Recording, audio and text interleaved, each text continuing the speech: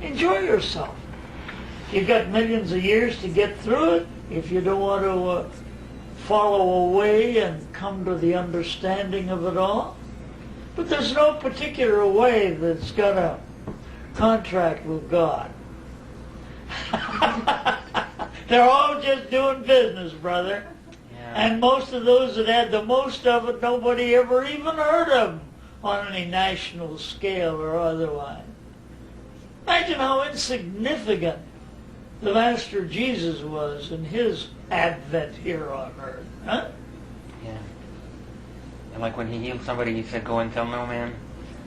Yeah. It says, tell no one but show John. Wow. So if you're well, just show them your wealth. That's all.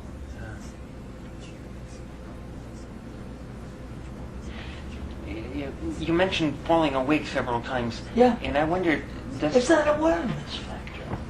okay, does that involve giving up something?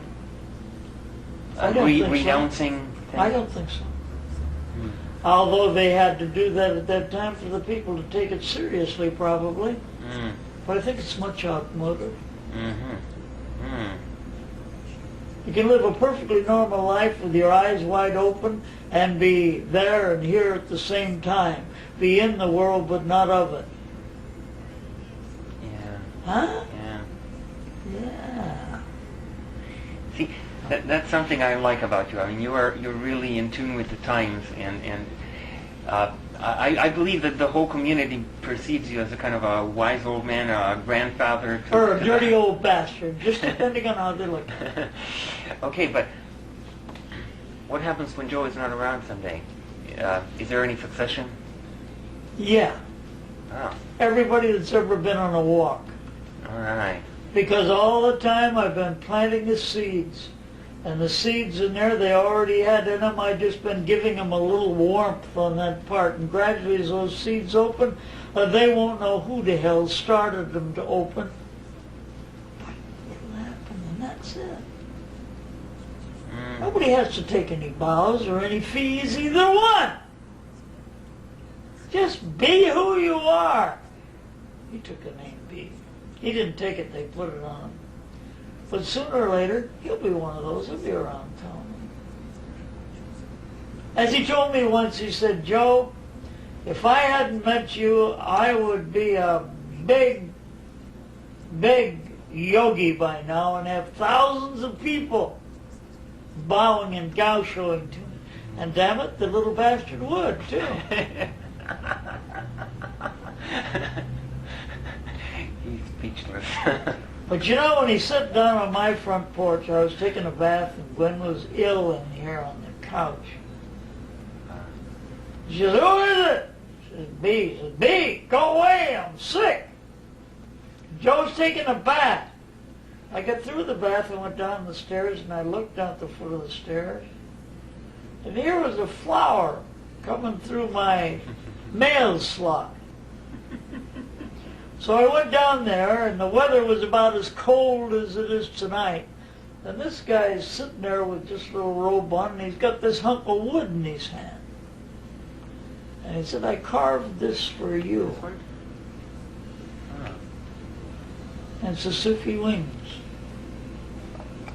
Yeah. You go back in that movement, don't you, Joe? The Sufi movement. How did you come by meeting Sam Lewis?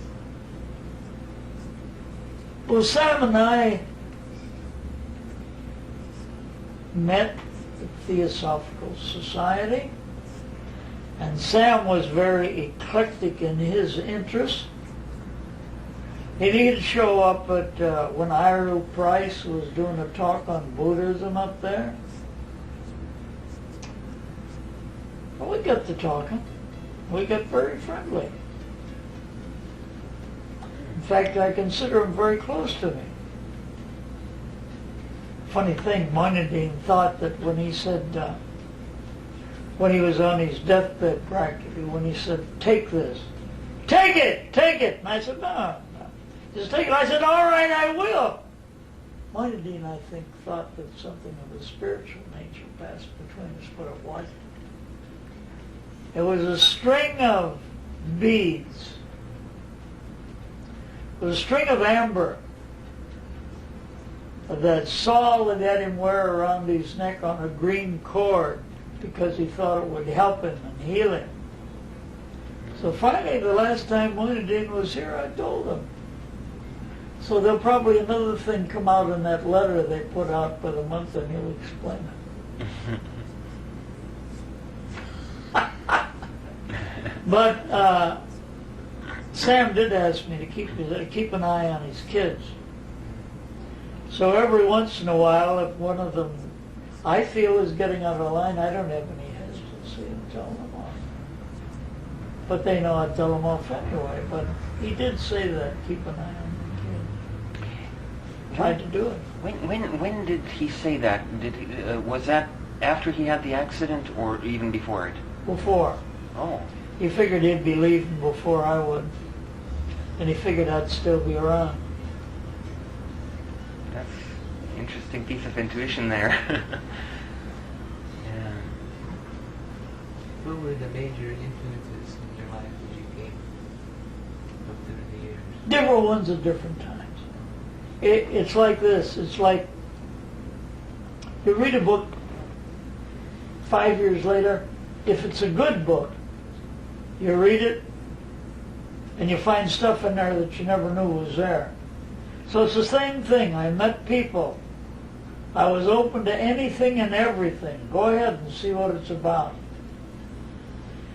But then your consciousness keeps understanding more and more, and you reach to another level and widen out. And my whole thought when I was about 30 was to come into a common denominator in all religions that would give me the touch. And what I come to was love, unselfish love. So, not bad, huh?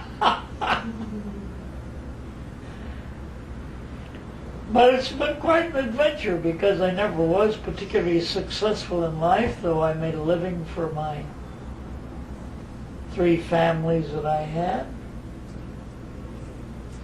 Still looking for the other something. And it just changed inside, and I felt different about it. Because at first, I was strictly fascinated by the books that C.W. Leadbeater showing all those auras and that, you know.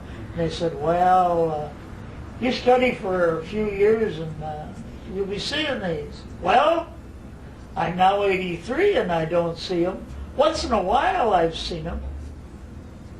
But not, it isn't like you can turn it on or turn it off. But there's been times when I have. But at one point, at least, from what I know, you had an experience to do with the breath. Oh yeah. I didn't have an experience to do with the breath. All of a sudden, in the middle of some woods back in Minnesota, where it gets pretty cold, but it was the summertime. I was just breathing, and I took a breath in a certain way. And I was filled with ecstasy. And you know, for about 10 years, I tried in every way I could think of to get back that same feeling of taking a breath in that way. And I couldn't. And then all of a sudden it happened again. And then, from a standpoint of logic, I looked it over and said, well, it wasn't any particular place I was in or what I was doing, but it's just a certain way, a certain attunement of something inside of me that brings that about. So I finally got so I can do it consciously now anytime I wish. Okay, about that breath, is it the way we breathe? Is it something about, you know, are we breathing incorrectly, or is it just something to do with awareness of the breath?